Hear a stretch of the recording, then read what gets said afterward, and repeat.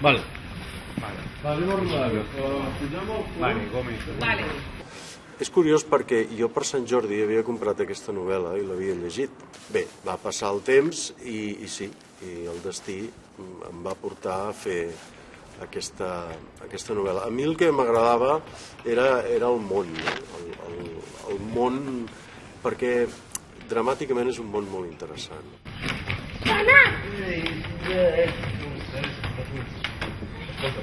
La història que s'explica és una mica, té dos grans vessants. Per una banda, és la història d'un incendi i, en aquest sentit, té una mica com un thriller. Això afecta el protagonista, que és el Climent, i el mateix protagonista també està afectat per una altra qüestió, que és un amor impossible. Vale, Jordi, més. Busca el fondo, busca... Això més ràpid, Les dues coses jo crec que expliquen molt bé el que és la vida d'una colònia de l'època. Els personatges en aquella època doncs, vivien amb el futur previst, no? És a dir, tothom estava d'alguna manera condemnat, per entendre'ns, a una vida ja coneguda, no només ells sinó els seus fills. A canvi d'això tenien una educació, tenien casa, tenien un sou, etc. L'amo, l'empresa, l'empresari, dominava les vides dels que vivien a la colònia. Quiets! Acció! Prou, home, no t'hi vendrà més dia, home. Aquesta maleïda colònia. Maleïda gent que hi viu. Jo el que he buscat és la veritat, la credibilitat, que els sentiments realment arribessin a l'espectador. És a dir, com que nosaltres expliquem el món no directament, sinó indirectament, a través de les vides dels personatges, si no tenim aquesta veritat no tenim res. Per això som aquí, per això no hi ha cap decorat i per això hem treballat amb els espais naturals. Que hi vaig.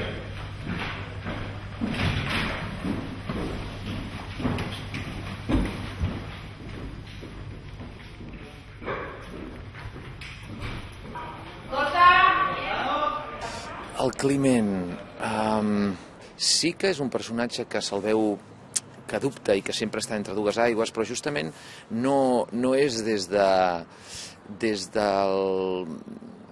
la persona que té poca capacitat de reacció. Jo crec que sí que hi ha una mica d'això, però sobretot és perquè està entre dues, amb una dicotomia molt gran, no? És a dir, hi ha el que han sigut els seus valors, els seus principis, una persona molt íntegra, molt respectuosa amb els altres, amb un concepte de justícia molt gran, vol fer el bé, vol fer les coses ben fetes i es posa molta pressió amb ell mateix, no? I està entre aquesta part i l'altra part, que és la persona que té ganes de viure, que té ganes de seguir els impulsos, les seves emocions. Llavors, en el context de la colònia, això és molt més potent. I quan seria el moment on realment seria capaç de fer un pas valent i de realment fer un canvi a la seva vida, li cau una altra gran llosa a sobre que el deixa, no?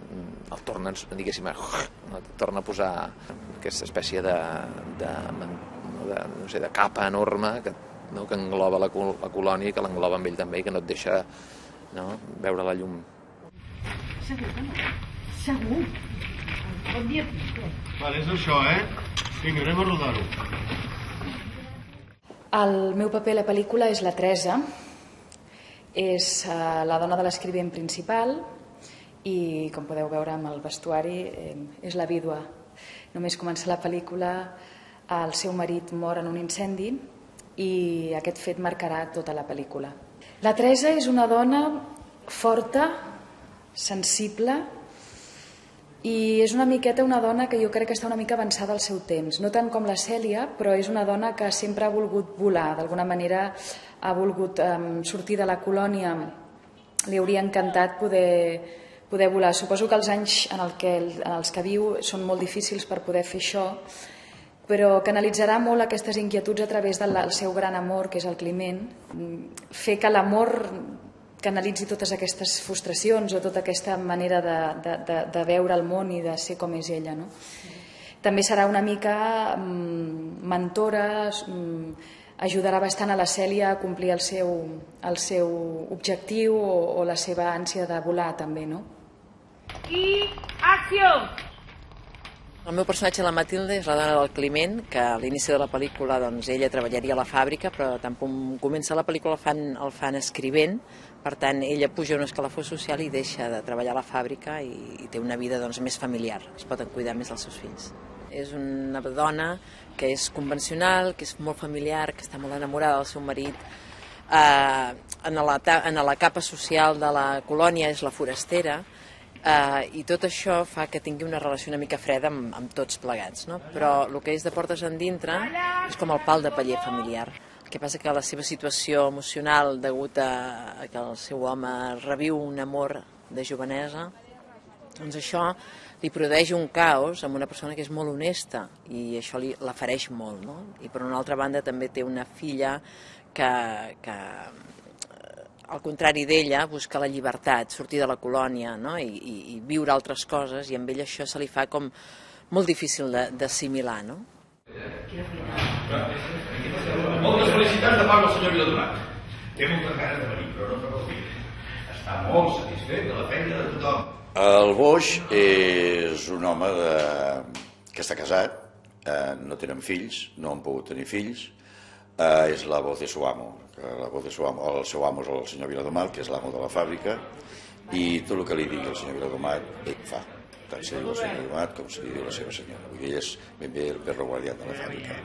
I aleshores ell és el que mana, és el que mana els treballadors, el que els diu el que ha de fer, i així és un home bastant dur, faldillero, poca vergonya, mala peça, una mica de tot això. Vale, corta. Vale, hay interferencias, ¿no?